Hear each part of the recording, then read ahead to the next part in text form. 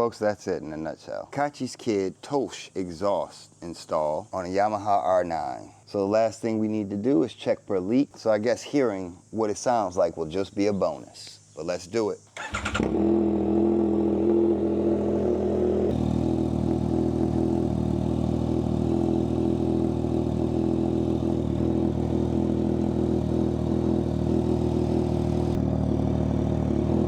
So with no leaks found, let's go ahead and start it again, and this time give it a couple of throttle pulls.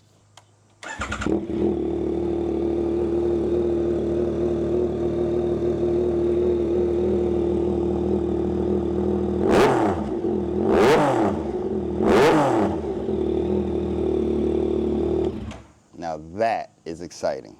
So throughout that whole video, who honestly knew that my foot peg was missing? This video couldn't have been made without a lot of people's help. This is one of the hardest videos that I have produced, but I want to give a big Kachi Kid shout out to the people that made it possible. See, what happened was putting the bike on the ramp, it fell, and that's how that became broken. If you notice, I have a little scuff here, but none of the panels broke or were scratched, so I was extremely lucky this time. The first person I'd like to thank was Chris, who actually helped me untrap my leg. Another person I'd like to mention is Little Durf, who came over and helped film some of the video. And then there's my girl Sherry. So after the bike falling on me, I wanted to shut it down for the day, but she encouraged me to keep going and get this thing done. And of course, a shout out goes to my boy J-Rock, who will be moving down to Miami tomorrow. And as always, I want to thank Sin City and Lagmeister, who always support me through all of this. But on that note, your boy Kachi Kid is out of here. I want everybody to have a great day, and you know I'm gonna catch you in the next one.